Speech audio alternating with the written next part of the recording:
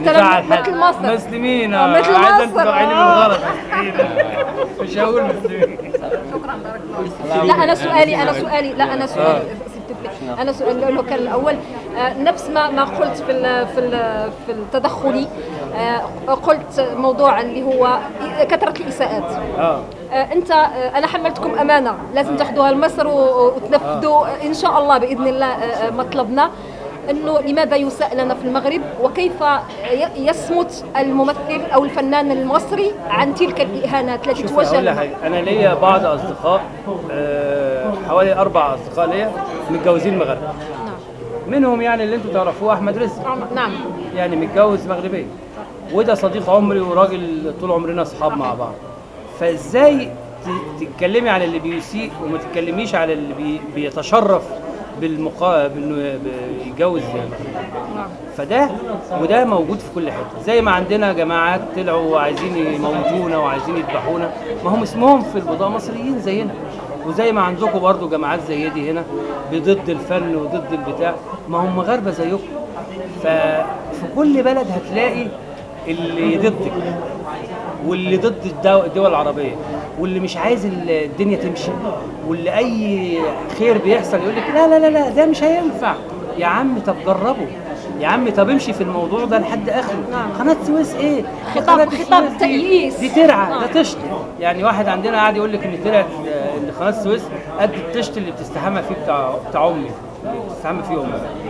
فقعد يهين لحد ما اتكتم خالص بالمشروع لما ظهر. فاحنا لازم نحب بعض، نبقى قلبنا على بعض.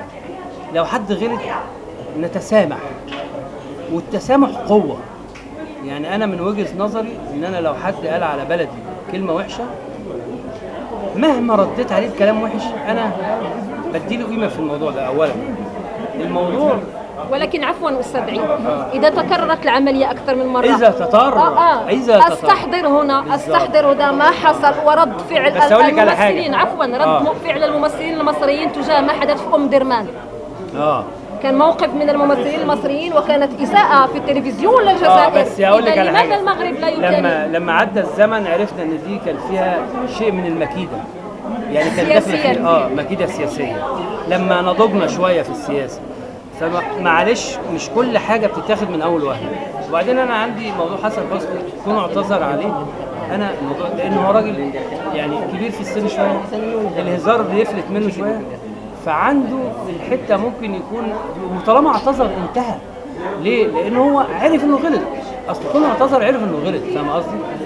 القافيه بتحكم ومش عارف ايه، بس بتهين.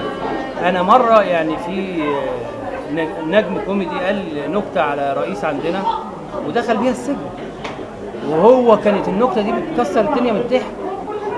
فانت في النهايه الكوميديان ده ممكن يلاقي جمله يقل بيها أدبه على نفسه في سبيل إنه يضحك، بس لازم يبقى في عقل برضه. شكرا لك.